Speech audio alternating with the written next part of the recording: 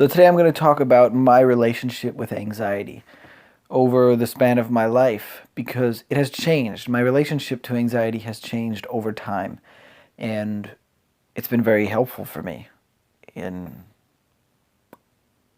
being a person, living with more, I guess you can say, peace. And I think that it might be helpful to reflect on this. I've been reflecting on it a lot in my journals or just in my meditations and my thoughts, but I think it might be helpful to lay it out. So I've had anxiety for as long as I can remember. I can remember back to like being 8 years old on the baseball field and having this feeling in my gut of just, I didn't know what it was at the time. But now I look back and I can say anxiety. The other thing is, like, somewhere along the line, I think it was maybe when I was in school, yeah, getting my master's in social work. Yeah, it was from a supervisor that I had. I had a supervisor. I was doing clinical work and clinical psychotherapy work, and this supervisor helped me see that anxiety is really just an umbrella term. If you look closely at it, a lot of times there's something else that we can label it as. Anticipation, fear, anger, really could be any emotion, could even be excitement, joy. But a lot of times it all gets wrapped up into this label of anxiety. And well, I'll get back to my years in college, but let me go back to being 8 years old on the baseball field, knowing now that it was probably fear what I was feeling, but I was feeling it. It manifested as anxiety, a feeling of anxiety in my gut. I had that all through my life, all through middle school. I'm just remembering these as I'm speaking right now. Playing the viola when it was time to do the concert, just had this, anticipatory anxiety, avoidance. Actually, I think I might have moved my seat to the back of the crowd so that I wouldn't be seen. And now I see anxious avoiding when I look back. I'm trying to remember some other things, but basically, when I was younger, probably when I was earlier than 18 years old, anxiety or all of these different emotions that manifested as anxiety was just happening in my life, but I really just wasn't aware of it. It was at a preconscious level. It was happening, and I was responding to it, but I didn't really know that it was happening or know that I was responding to it, and it was just kind of part of my experience and my existence. Then somewhere between 18 and 20, I would say, maybe 18 and 21, I started to know, oh, I have anxiety. It became a conscious thing. Like, I'm a person that has anxiety, and pretty often. Social anxiety, general anxiety, not having a specific cause, just kind of always being there. And it was around this time that I started to identify with it. So I went from being a person that has anxiety happen to me and not really knowing it to a person that knows very well that I'm feeling anxiety all the time and starting to identify with it. So if I were to speak to people or just write in my journal or write a song, used to write a lot of songs in college, I would be labeling the fact that I am an anxious person or I have these emotions, that this energy in me that is difficult to process, difficult to deal with. And I would identify with. I was very much identified as an anxious person. So somewhere along the line, I started to look for ways to cope with this anxiety. At the time, I was seeing a therapist. I was also, that's when I started to meditate. That's when I started to practice mindfulness meditation. I was journaling, still writing songs, like finding all of these ways to try to cope with the anxiety that was there.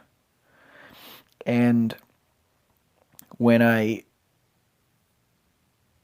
was processing this, it was something that was a part of me and that I was identified with, that I was trying to understand or get it to go away, really. I was trying to do all these things to get the anxiety to go away. But then when I think about, must have been around the time when I started to get deeper into the meditation practice, so this is probably my early 20s at this point, I started to reframe my relationship with anxiety and grow more acceptance to the fact that it existed in me. And my mindset became, my relationship to anxiety became, anxiety occurs in me, but it's not the entirety of who I am. So it was less dominating. It wasn't my identity. It wasn't so much like when I was earlier, I'm 18 to 21. Hi, I'm James. I'm an anxious person. Now the mindset and the relationship became, I am James. I am this person, this greater awareness that experiences all of these things. And one of the things that comes up in my experience and my life, and still quite often, is anxiety. And that's okay. So starting to, that's where I guess I can see in the mindfulness practice the non-judgment, the acceptance, the turning towards, as opposed to turning away. So in the past, when I was doing all these things to try to get the anxiety to go away, somewhere along the line it shifted to, oh, I don't need to get this to go away. I can embrace it. I can pull up a chair next to it, put my arm around it, and accept it as part of my life and part of who I am.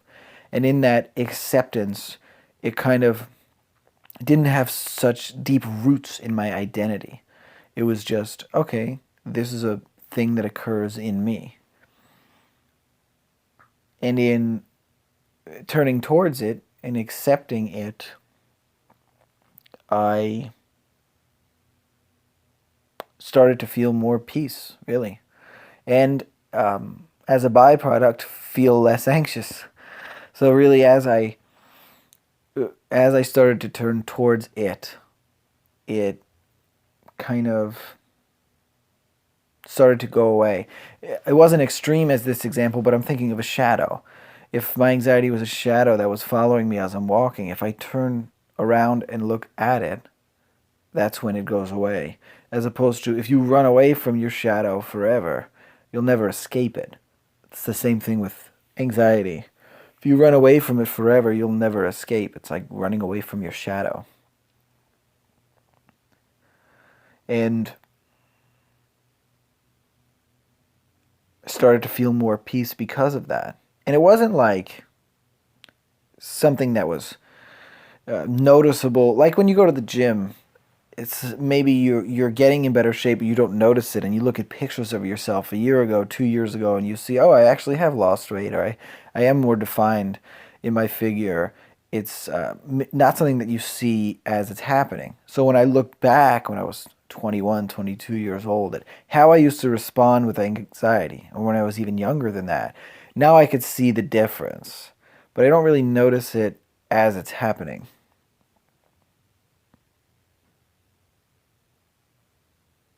So where I'm at now, recently, I would say in the past, I don't know, maybe a year, maybe a year, but it's hard to say the timeline. But let's just say recently, my relationship to anxiety has changed to this kind of mantra that keeps coming up in my head over and over and over. Anxiety is energy that I can use. Anxiety is energy that I can use. Anxiety is energy that I can use. So not only is it something that's happening in me that I don't need to turn away from and that I can turn towards and accept as part of my experience, but if I can come into a communion with it, it's actually a tremendous amount of energy that's in me, that's always been in me, that I can use.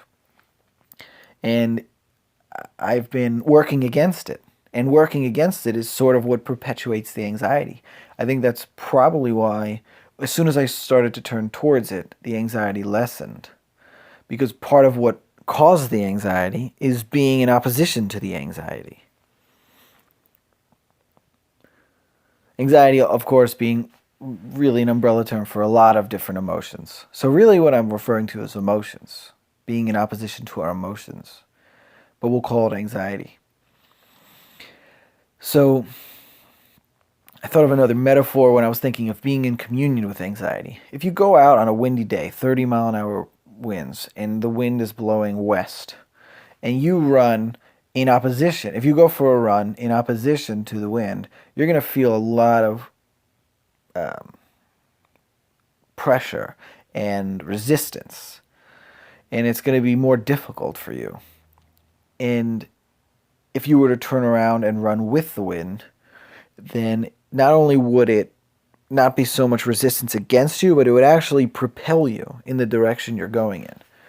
Now, I guess you can make the argument that if you run with the wind, against the wind, you'll get a better workout and you'll grow more. And maybe there's some truth to that, but what I'm speaking about here is, let's say you were trying to get to a location by running there at a certain time. You'd have an easier time if you ran with the wind than you ran against it.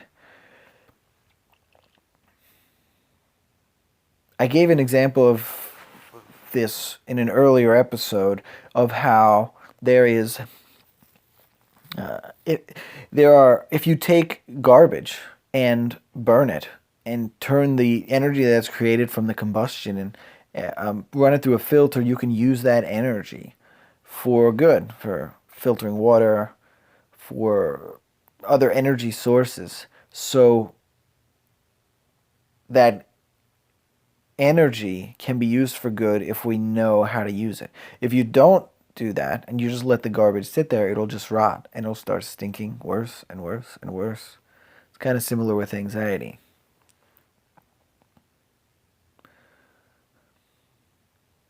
Anxiety is energy that we can use. So that's kind of where I've been at with my relationship with anxiety lately, is noticing it in me. Okay, here it is. And then maybe taking a closer look. This is where the mindfulness comes in handy. I can sit with it and look closely at it. What is this? And then maybe understand, oh, okay, this is anger. This is sadness. This is fear. And then looking closely at that. What am I angry about? Who am I angry with? What am I sad about? What am I afraid of? And then, like in another episode I did, what we fear the most is what we need to do the most. If the anxiety underneath it, through my meditation, I can identify it as fear. What am I afraid of? And label that in my mindfulness practice, in my awareness. Then I now know that turning towards it is maybe exactly what I need to do. And maybe can be the most healing thing for me. So if you feel anxiety, I wonder where you place yourself in here as I speak about these things. How do you see anxiety? What is your relationship to it? Because really, it doesn't go away ever. Or at least for me. The emotions don't go away. The anxiety doesn't go away. But what has changed is my relationship to it. And in my relationship to it changing, it has brought me more peace. Less frequent episodes or less frequent feelings of anxiety. And being more productive with my energy. Instead of avoiding, not realizing that I'm feeling anxiety, avoiding it, and perpetuating the anxiety by avoiding. It's like, okay, what is here and how can I use it? Anxiety is energy that I can use. So now I use that energy. If I'm angry, if I'm afraid, I use that to work out. I use that to journal. I use that to write a song. I use it in my work as a teacher, as a therapist. I can use it to connect with my clients, to connect with my students.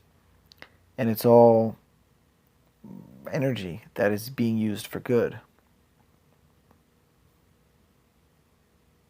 And don't get me wrong, it's not like this is all the time. It's all a nice picture. And my relationship with anxiety is it's perfect now and everything is good and I always use it for good. I mean, there are still times of anxious avoidance. There are still times where I am not conscious of the fact that I'm afraid about something. It's still at a subconscious level. This causes anxiety in my gut, and I avoid the situation because of it. So it's not like this is a perfect situation. But because of the mindfulness practice, I'm more aware of when it is happening and that it and I have a different relationship to it. So now I'm more open to trying to use it for good as opposed to trying to run away from it, trying to run away from my shadow.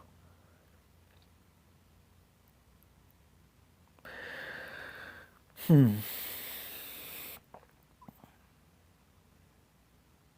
think that's it. So, if you have questions about that, about anxiety, please let me know. You can email me or post on the Facebook group, and I would love to answer more of your questions about it. And yeah, have a good day.